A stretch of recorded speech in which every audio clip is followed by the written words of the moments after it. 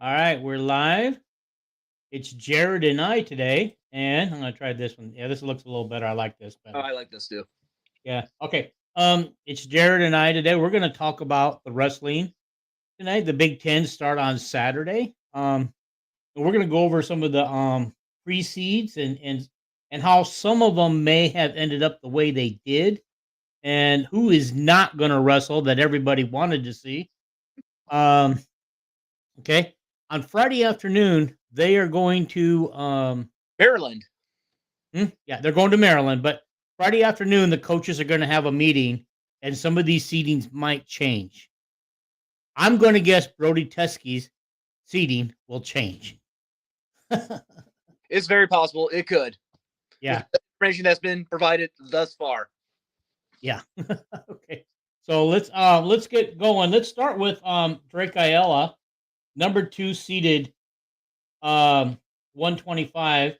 The highest Hawkeye team, and let me just point out a fact. Someone did point out, I think a couple of years ago, Iowa going to the Big Ten tournament did not have a single number 1 seed. So it has happened before in the past. When was that? It just shows how competitive the Big Ten is in wrestling. Okay, yeah. Well, yeah, and Tony Ramos has got, or Matt Ramos, I mean, why did I come up with Tony? Yeah. I have no idea. Matt has his number 1 seed back from Purdue. Yes. And his record is 22-3. So there's been a lot of different number 1 ranked wrestlers at 125, including Drake Ayala. He was number 1 until he faced Matt Ramos and lost that really close match. I think it was like a 4-1, something like that. Mm-hmm. Now, Drake was able to get in on shots on Matt Ramos. He just could not finish. And Right. this will be a different story. Yeah. I want to see, I mean, I don't know about you, but I want to see more of an attacking style from our wrestlers, kind of like we did in those matches following the Michigan loss. You remember how they came in there and they were just smoking and attacking and aggressive, you know, and then we kind of, well, go ahead. Style is not going to change like overnight. Usually it's more of based on a year. It's like it really is hard to see a wrestler change their style during a certain point of the season. Right now, everyone's going to be, working their own particular style. Mm-hmm. A lot of these guys, you may not be as flashy, not be high tempo, high scoring, like Real Woods, Jared Franick. They're just going to wrestle the way they are probably more comfortable with as long as they're winning their match. Right. Yeah. And sometimes I feel like this past season, a lot of times, some of the ones I expected more out of, you know, like Drake, Yeah. I sometimes feel like that they're wrestling to not lose the match. Like they might get a takedown and get a 3-0 lead, and then they're just comfortably trying to ride out the time for maybe a 4-2 win, you know? Yeah, I see that too, and probably a lot of other frustrated Hawkeye fans who are used to the Dan Gable and even the Tom Brands. I mean, Tom Brands, he was just attack style. Tom and Terry. I mean, Right. we would like to see it go back to the glory days. I mean, just the old way of Iowa wrestling. And I certainly one of them. Yes. I liked it.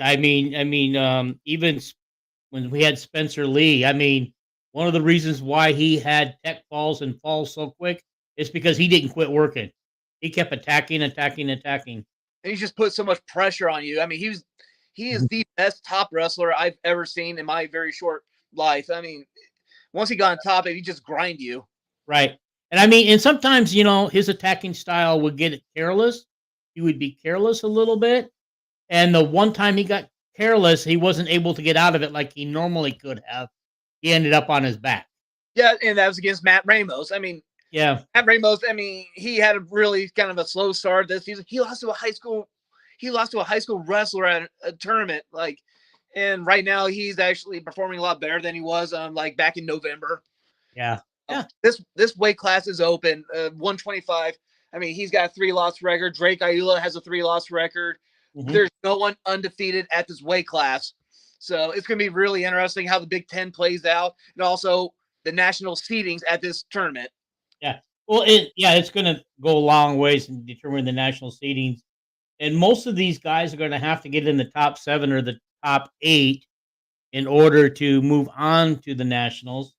And now that you mentioned that, at this one weight class, only the top 9 at 125 need to qualify for the national tournament for the Big Ten tournament. So 9 wrestlers, Big Ten tournament at the 125 weight class. Right. And yeah. We'll talk about that because each weight has a different number.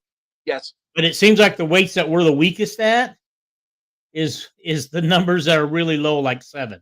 So should we go to 133 now? Where Brody Teske.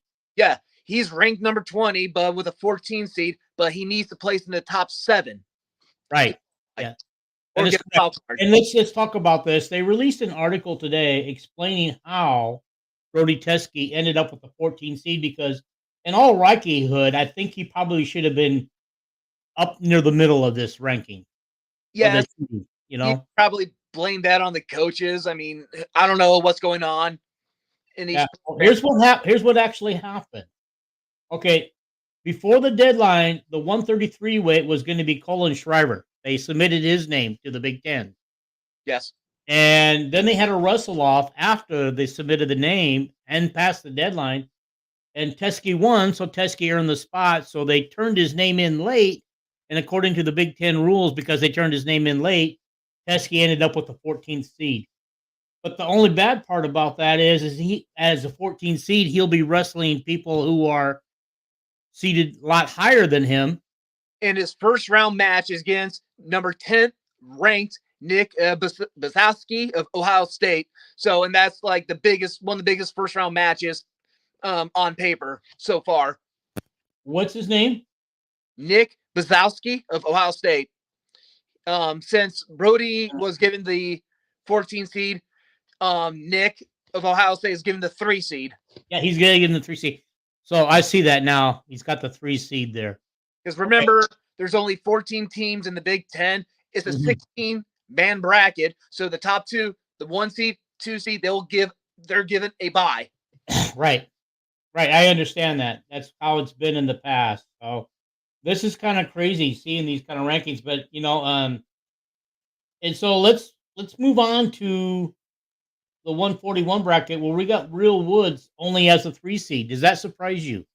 No, it doesn't, because he had 2 losses in the Big Ten play. Now I'll go to this real quick. The seedings for 141. Yeah, he lost to Bayo Barlett of Penn State. He's given the number 1 seed for obvious reasons. And also he lost to, he was a kid, Sergio Limley of Michigan. Remember, Iowa lost to Michigan. And outside of Penn State, that's the first Big Ten team that I was lost in quite a while. Right. And Sergio, I mean, he must have had a couple of losses himself. He's a true freshman, I want to say. And so he's given a 5 seed. So, and actually Real Woods is in a very favorable position bracket-wise, because the 5 seed, that's on the top side of the bracket. That's where the 1 seed is, where, a 3 and a 2 seed, they're on the bottom side of the bracket. You're right. Okay. And then at some point he'll possibly face Brock Hardy of Nebraska, right? I want to No. He'll place Jesse Mendez at Ohio State. If these brackets hold up, because these brackets will change. They will change. And also, Real Woods' first round opponent is Felix Latini of Wisconsin. And I don't remember if I'm pretty sure Iowa, Wisconsin did not wrestle each other this season. So we're going to be seeing a lot of different matchups. Okay. All right. Okay. So here's when we got moving on to 149, we got Caleb Rathjen, yes, ranked number 8 according to Intermat, given the 3 seed. So he'll be up against Jake Harrier of Illinois, unranked. Yeah, you're okay, so he should, I mean, these 3 seeds should have a what we would consider easy, right? I would say easy. He'll have a rematch against Austin Gomez of Michigan. Really tough competitor. Hopefully he can pull the upset there. But remember, at 149, he has to place in the top 9 to qualify for nationals. So it's definitely achievable for him. Okay. All right. So just looking back at this, let's consider, the Michigan loss. I think the team itself looked at its worst, and and most of that match they were wrestling not to lose. Yes. I think that some of those Michigan guys that we lost to before, I think we can get those back in the Big Ten. It's not at Michigan this time. It's more neutral site at Maryland. So yeah, it's going to be and neither one of them is going to have a whole heck of a lot of following out there in Maryland. Iowa might. They might still travel a little bit. Yeah, and also a tournament setting is always going to be different than a dual meet setting because you have you still have a home advantage, and so Michigan's not going to have a home advantage. Neither will Iowa and most of the other Big Ten teams. So, I mean, it'll be interesting to see what happens. We probably want to let everybody know that Ridge Lovett of Nebraska is the number 1 seed in that bracket. Yep, he is. And for Penn State, you have Tyler Kasek with the number 4 seed. So if the seedings hold, the semifinals will be interesting. Yeah. Fun to watch. Yeah. Well, then we move on to 157, where we have another Penn State wrestler with a number 1 seed. They get like about 4 or 5 of them, don't they? Yeah. Levi Haynes, dude, he was a finalist last year. He is performing at a very high level. If you remember the match with Jared Franick, dude, I think he majored Jared Franick. And Franick's a returning All-American, the transfer from South Dakota State. I mean, he struggled, and he's given the 4 seed. And remember, he lost to Blockus of Minnesota. So, I mean, these losses in the Big Ten tournaments are definitely going to hurt you in the seedings. Yeah, correct. And so, Jared Frankie, I mean, I think he'll be fine. I really do. And would like to see him get the upset, or at least get to the finals. But he'd have to, if everything holds true to form, he would have to get past Brayton Lee, who's the 3rd. No, I'm sorry. He'd have to get past the guy that beat him already. Yeah. Yeah. And remember, I mean, just Levi, he's just wrestling on a whole nother level compared to the rest of the other opponents at this weight class. And Jared Franick will have Luke Betchler of Wisconsin, who's unranked. You just expect him to get through that match, and he needs to place in the top 9 to qualify for nationals. Okay. All right. Okay. And then moving on to 165, Dean Hamady of Wisconsin is the number 1 seed. And like you said, I don't think we wrestled them this year, but when I think of Wisconsin, I don't really think of a wrestling powerhouse, or am I wrong? No, they've actually had a couple of guys kind of transfer. Chris Bono, he's a former Iowa State national champion. He actually wrestled Lincoln McElravy back in the 90s. Yeah. He's head coach at Wisconsin. They've got a few individuals that are out standouts, but this is not like a really great team. In fact, if you want to take a quick pause, I can recite the top 25 teams coming from the Big Ten. Number 1, Penn State. Number 2, Iowa. Number 3, Michigan. Number 3, Nebraska. Number 8, Michigan. And Michigan still beat Iowa. And then you have Minnesota 13, Ohio State 16, Wisconsin. They're at 17. And Purdue's at 19, Maryland 25, Rutgers 24. That's the top 25 for Big Ten teams. Okay, well, that's a lot of them, and that's a lot in the top 25. Can you imagine if basketball and football had that many in the top 25? Yeah, it's just they're just that competitive. Yeah. Where did Oklahoma State end up after we beat them? Because that was kind of a mild upset. Oh, I'll look that up right now. Let's see. I'm going by tournament rankings, not dual rankings. Okay. So Oklahoma State's number 10 in the tournaments. For anyone interested about dual, Oklahoma State's actually number 4. So it's just, I thought they were number 2 when we beat them. They were number 2, number 3. That was kind of fun. That was kind of fun because I had actually made a prediction that we would win probably 6 of the matches, and I think we won more. I think we won 8. 7 out of 3. And that's so crucial for the national seedings because that's a non-conference competition. Just like going against Iowa State, Oregon State, all those other tournaments, they count. Yeah. And didn't we have somebody upset the number 1 ranked wrestler at that weight class? Or am I wrong? Ben at heavyweight, he had a big upset against, I think, the former number. Let's see. My notes say 11th ranked, but I thought he was Yeah, I thought the guy was higher. Yeah. I mean, he had that big upset right there, but I don't think Iowa upset any number one ranked team. Yeah. I don't think, in all honesty, I don't. If Ben Keeter could wrestle all season, he'd be higher. He'd be there and higher ranked, and beating an 11th ranked wrestler would not be an upset. Well, he really did a great job competing against the number one ranked wrestler, Greg Kurvik of Penn State. He's just size is what it is, and also he's just an underclassman too. And Greg here, junior, according to this, and he's undefeated, 12-0. So Ben did a good job holding his own against him. He's just, I think it's better to redshirt him and just save him for next year, because I mean he's going to have a really special career unless.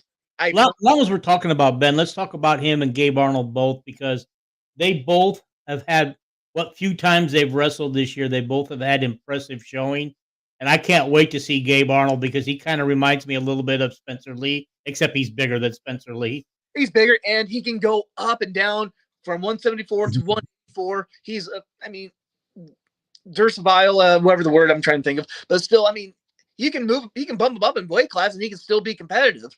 Right. Yeah. And so I in all honesty, there's Tom Brand said that they're not going to wrestle this weekend because he's saving them he's redshirting them, and he's saving them because he says he likes the idea of having them all 4 years, along with some of the younger guys that are coming in and some of the younger guys that he hasn't wrestled yet this year. The future for Hawkeye wrestling looks a lot brighter than probably some of the Debbie Downers. People are a little bit more pessimistic. I think if they could see what this team has in the back burner, and what they got coming in, I think they'd be surprised. But I think the biggest issue here is gambling wiped out what would have been a veteran team. It would have been Abe Assad, Tony Cassiope, Nelson Brands. Those are the big three that come to mind. Those are the higher weights. And to be honest, even we had those guys with us, we would have still lost to Penn State, because that's how loaded Penn State is. Oh, yeah. Penn State's absolutely loaded. But you were mentioning that Penn State was kind of older team. So will these guys be aging out now? They are. And it's because using up their eligibility. Yeah, it's because of the COVID year. I mean, it's going to run up. I mean, talk about some of the other athletes outside of wrestling. Or a star in female basketball. She's not going to come back. She could have come back for the COVID year. Yeah, I've got a brain fart, but yeah. Oh, that's fine. That's fine. The one thing through our whole talk, we started to talk about the 165 bracket, but we didn't talk about our third seeded Michael Caliendo, because he's our third seed on in that weight class. So yeah, like, hopefully, if the seedings hold up, he'll have a rematch against Penn State's Mitchell Brink. So yeah, I don't. Did he lost to him, right? He did. Yeah, he did. I think it was a relatively close match, so it's reachable, it's doable. And despite all these 3 seeds, I mean, we can still get quite a few Hawkeye wrestlers in the finals. I mean, I'm looking through the numbers right now. 1, 2, 3, 4. I mean, maybe 5 if everyone's wrestling at their best. Mm-hmm. Yeah, I just want to say something real quick. We got Hawkeyes 2017, who's been on with us since the beginning of the show. I want to get a shout out to him and thank him there. Hawkeyes 2017. Feel free to ask any questions or make a comment along the way. We do like the interaction, and we will read your questions and comments out loud on the show. Yeah, appreciate it. Yeah. Okay. Let's move on to 174. Okay. Another third-ranked wrestler, Patrick Kennedy. Yes. Who's been one of my favorites. And and I know he changed weight class this year, so I believe he was part of the gambling issue and didn't get started until after the semester. Yeah, everyone's case is a little bit different. I don't know specifics or anything, so I could not explain why certain wrestlers are able to compete and why others are barred. Yeah, it just depends on who they felt like bet on their own school. The ones that bet on their own school got the year suspension and loss of eligibility. And keep in mind, there's a few, maybe one for sure. There's a Iowa State wrestler who all charges were just gone, got rid of. Yeah, although everybody at Iowa State was absolved. Like, wow. Yeah, and I'm thinking, why aren't the Hawkeye lawyers working on this? Because it was the same thing with them. It was same thing, illegal searches and stuff. I dare anyone to ask Tom Brands that question and see what kind of answer they'll get from him. He's going to say, "Well, that's your job. Go ask him." Yep. Yeah. No, is it just and I asked Keith Murphy when he was posting that the other night. I said, "Do you think Iowa will get their lawyers involved now? Because I think if you absolve them, then the NCAA has got to lift the suspension because now there's no reason to suspend them." Yeah. It just you drop the charges and you're basically saying you're not guilty. Yeah, I mean, just selective moral outrage, and also you're just picking and choosing which ones to punish and which ones not to punish. Yeah, but I would look for Iowa State's football team to get some of their people back next year. They're going to be tough. Yeah. They're going to get. Not only did they get a lot of experience with their young guys this year, but their older veterans will probably be back too. I think some of them will be anyway. I could be wrong. Okay, so going back to 174, if the seedings hold, first off, let me say Patrick Kennedy, ranked number 7 with the 3 seed. He will wrestle against Davin Ferrant of Northwestern, and there's a question mark next to his name, so maybe he's not going to be starting for Northwestern. Who knows what that situation is going to be like? But if the seedings hold out, he'll have a rematch against Shane Griffith of Michigan. Okay. Yeah, I didn't know that they published the brackets for this already. They haven't. I'm just going by the seedings and also just okay. Okay, that's fine. That's all fair. Yeah. All right, moving on to 184. We got Aiden Riggins of Iowa, and this is where is this where Gabe Arnold would be, right, if he were wrestling? Maybe, because according to the roster, he's a 174 pounder, and again, they could have moved him up to 184 if they wanted to. Mm-hmm. But yeah, this is going to be a tough weight class to qualify. I'm not going to lie there. He's given the 13th seed, unranked. He's got a place in the top 8. Okay. So he's got a first round match against Ryder Rogach of Ohio State, unranked. I mean, I'm assuming that's going to be a winnable match. You win your first round match, hopefully they'll get you at least going towards the quarterfinals. Yeah. I don't know. I'm not as high on Riggins as most people are. I don't see him getting to the top 8. If he does, more power to him, and I'll eat some crow. And keep in mind, let's see, heavyweight 184. There's a 5 at-large bids at 184. That's pretty much a wild card that's given to you if a committee thinks that you're worthy of it. So if so what you're saying is what do they offer there? 7 or 8 automatics?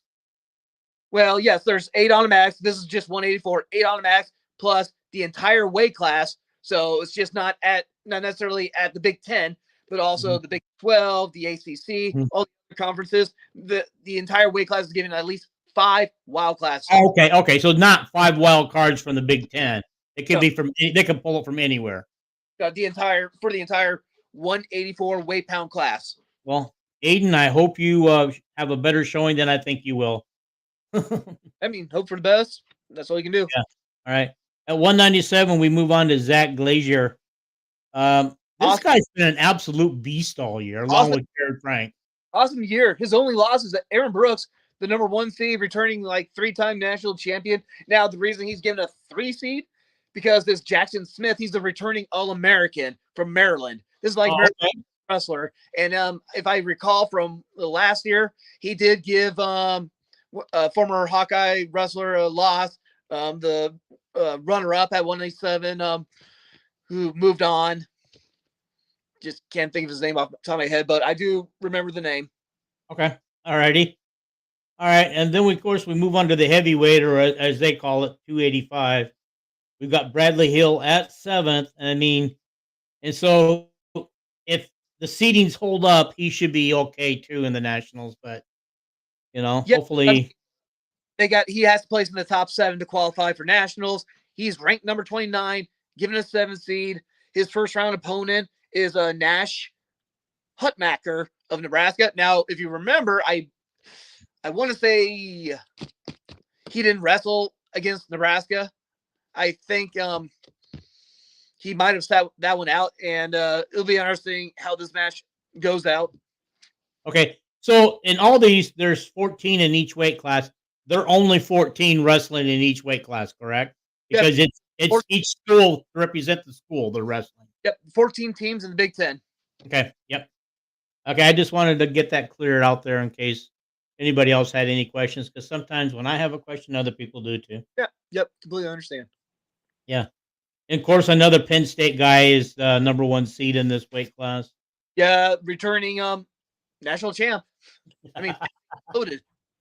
Yeah, I know. Tell me about it. Okay. All right. Oh yeah. We're not gonna have time to do the women's, but I did a lot of women homework too. But oh, good. Maybe I'll sneak that in there somewhere else. All right. Yeah. I just wanted to say, I'm trying to do this. Oh.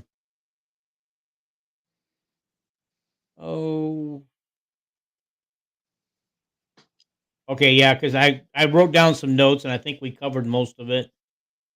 Okay, and that's what I had written down how many automatics to the nationals, and that's already determined by each weight class separately. Yep, okay. From 125 you have 9, 133 you have 7, 141 11. So you got to place in the top 11 out of 14 to qualify. That's insane. And then 49 you have 9, 157 9, 165 10. 174 8, 184 8, 197 7, heavyweight 7. Yeah, so just about you got to really screw up not to make the 165 weight. Yeah, you have to underperform, like really underperform. Yeah, yeah. I wonder what it's going to be like next year when we add the other 4 teams in. Oh yeah. I'm trying to think out of my head. Is Oregon State in the Big Ten? Oregon is, but what about Oregon State? No, it's Oregon, Washington, UCLA, and USC. But here's something interesting. Cal State Bakersfield is a Division I school who wrestles in the Pac-12. I'm wondering how that breakup and stuff affects them, or will they get an automatic to the new Pac-12 West Coast or whatever they call that other. Well, if you look at the Big 12, I mean, once they start breaking up, then all of a sudden, Pac-12. You're getting these unconventional, untraditional teams outside the Big 12, like South Dakota State, UNI, entering the Big 12 as a wrestling conference. Mm-hmm. They do that? Yeah. Okay. Yeah. So, like I said, I live here in Bakersfield, so I knew that Cal State Bakersfield wrestled with the Pac-12 teams, and not every Pac-12 team had a wrestling team, and I don't know if the 4 coming in, if they all have wrestling teams. I can't tell you for sure. But what I was saying is I'm kind of hoping that they keep tradition and Bakersfield maybe gets a Big Ten invite to be part of the conference, but probably not because everybody has wrestling in our conference. Yeah. So, maybe they'll go with the Pac-2 and whatever what do they call those teams? West Coast or Western Athletic, whatever they are. Yeah. Teams that they made arrangements to play football for the next 2 years. They'll probably wrestle there. But what I was saying, I was kind of hoping that would bring Iowa out here and Bakersfield, and I could watch them wrestle. I still would like to see them bring their team to Bakersfield. The one time they did, I wasn't able to make it. They did bring their team here once, years ago. Okay. Since we're talking about wrestling and football, it's my understanding that Ben is wanting a NFL career. Okay. Have you heard anything like that? I have not. He's already not played 1 year. They've redshirted him, so that means we get to see him for 2 years. Then he's going to bolt on Tom Brands too. Okay. I'm kind of curious to see how this is going to work with him. I do know that he didn't join the team until after the football season, which is January, right? Yeah, which is January. And so the other thing I was kind of curious about is I also saw an article that said that Ben did do some workouts with the wrestling team before the football season ended, but he had to get Kirk's permission in order to do it. Because Yeah, at that time, we were kind of unsettled what the heavyweight was gonna do because we didn't have Cassiope at the time. yeah. I mean, that situation was just so, like, Yeah.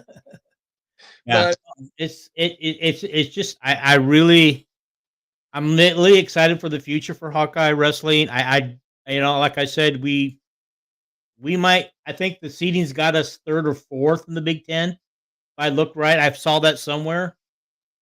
if Iowa performs, If they perform to their seeds, we're like 4th place. and I'm always going to be a hopeless optimistic, but I really think they can pull away with a 2nd place finish. Yeah. Well, and that's what's and then the points are so close between those top 3 that the battle really is for 2nd place. Yeah. It is. And that's what that's gonna boil down to. I wish I had that right in front of me because I thought that was kind of cool when they said, oh, I looked at that and that here, let me just we got Okay. a couple minutes. Let me just bring this up real quick. See if I can find it. All right.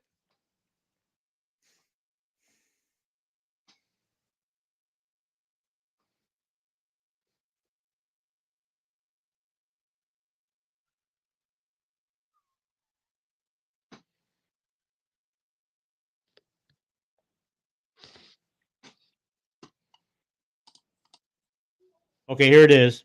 If the seedings all up today, Penn State would be number 1. No surprise with 151 points. Yeah. 2nd would be Michigan at 98.5. Oh, Nebraska would be 3rd at 96.5. Iowa would be 4th with 94.5. Ohio State is a distant 5th with 89.5. So those top 2, 3, and 4, those 2 teams will be battling for those 3 teams will be battling for 2nd place. Ohio State looks to me like a 5th place team no matter what. yeah, and just Ohio State's kind of really fallen since they last won in 2015, and that's Tom Ryan's former Hawkeye wrestler right there. Yeah, didn't they win nationals one year? Yeah, Ohio State back in 2015, the same year that they won the football playoffs. The first year with Myers. Oh yeah, and did they won the Big Ten, of course, that year then too in the wrestling, right? Yes, actually, it might have been 2014, 14, 15. All right. Yeah, we've got at least. I mean, it's kind of embarrassing. We've only got 3 viewers, and none of them have commented. I was kind of hoping they would, and you guys are all free to comment before we leave because we're going to go off the air here in a minute. Are we just to answer your questions? What's that? Yeah, I'll do my best to answer your questions. Yeah, we will. You guys got any concerns, questions, comments? You can share them. We'd love to have you share them. Do you want me to try? You know what? Too. You can watch these videos live, but you can't comment unless you're an actual. Here we go. Here's our first comment. Awesome. Unless you're an actual YouTube, and unless you have an actual YouTube account. Okay. You think Real Woods will bounce back? I think he definitely makes the finals. I really do. It's a lot more favorable bracket, seating wise for him. I mean, he's not going to change his style. It's probably going to be really close scoring. He had a really good performance against the Oklahoma State wrestler. But let's go back to 41. But I mean, 14-2. It looks like whatever minor little injury he might have had, he's overcome it. But yeah, because he came back and had a good performance after that, after his couple losses. Yeah, and don't expect a whole lot of bonus points from him. It's just the way he wrestles. And there's other wrestlers like Joe Williams, who's he didn't get a whole lot of bonus points, but he was so dominant. It was just really hard to score on. And then he's back in the 90s, late 90s. Yeah, I remember him. Tough. I think this Chuck Yagla had not yet. Maybe he did. Yeah, he had already been an Olympian, and let me put this up real quick. Yeah, nice. Yeah, I'm just curious if the winner at 141 will get the 1 seed at nationals too. Well, Bayo Bartlett, Penn State, he's 18-0. He's been really consistent now. Him and Real Woods, they have competed before in the past, and they've beaten each other. So they've, I think, split a few times. But this is the first season that Bayo actually beat Real Woods. Okay. All right. Yeah, and I was just talking about how we went to an Iowa State wrestling meet, and I think Iowa State won the meet, and I think that was the subject of the what the duel TV series. I ended up buying it because I wanted to watch it. 6-part show, and I think that was the one I went to because I remember how big it was, and me and my friends took a bus down to Iowa State, and I believe it was sleeting and icing up that night. The number 1 versus number 2. Yeah, Iowa State won that match. That was back in the day. Yep. Yeah.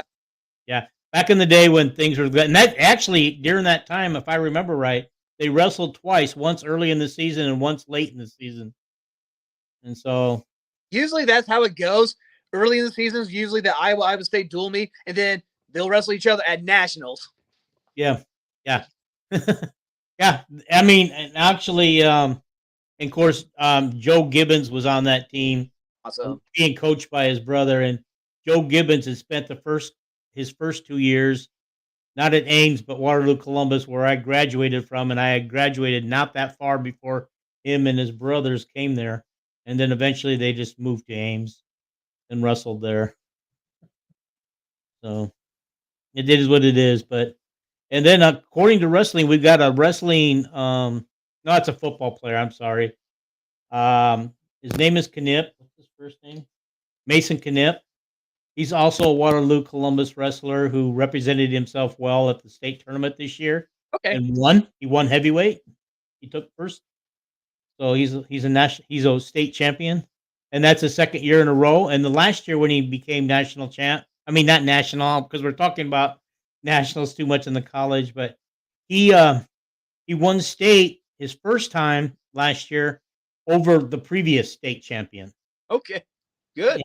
And so, yeah, and I'm excited because I went to school with his, I guess it would be his great uncle because his way older, the guy I went to school with, Tim, his older brother was way older than him, and so it seems impossible that this is his brother's grandchild.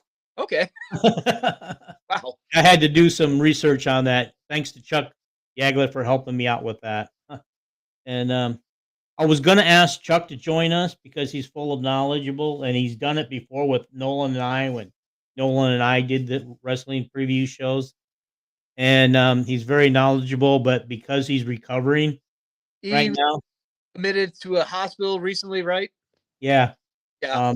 I think Tough. he had a heart attack, and I didn't want to bother him, but he was first on my list to talk to, and with you, I wanted you first, and I invited Paul, but I next time maybe if Chuck watches this and he wants to do it, just let me know, Chuck, and we'll do you when we do the nationals. Shout out to Chuck. Shout out to Chuck. All right, tag him, guys. All right, he does follow this, and he has seen some of the videos, so he will. He probably will see it on his own. I hope. Yep. Hope so. Okay, I think this is a good place to leave it. I'm kind of starting to go on bunny trails and stuff. And so, Jared, I appreciate you being on the show tonight and helping me out with this. It's kind of hard to do this particular one by yourself. It could be done. Yes. Yes. I mean, you're covering 10 weight classes. You're covering 14 teams. I mean, we're focusing on Iowa. So who knows? Yeah. Pretty I'm open. gonna tell people if you guys made it to the end. Well, thank you. I appreciate that, Kevin. I was just going to mention that. So if you guys have made it to the end, I appreciate you guys watching. Please subscribe. Please subscribe. Like it too. Don't forget to like it before you leave because that helps the algorithm. Like it, and if you want to leave a comment after the show's over, they'll notify me and I'll come back and read your comments later, guys. And I will respond to every comment one way or the other. And so I appreciate the ones that were watching, the ones that made a few comments tonight, and Hey, we appreciate appreciate it. We do appreciate it, guys. Share it with your friends. Like I said, subscribe, like, comment, and share. Share this with your friends when you off of YouTube and share it to your fellow Hawkeye wrestlers. All right. All right, we're gonna get out of here. Appreciate you guys. Thank you. Yep. Bye. Thoughts?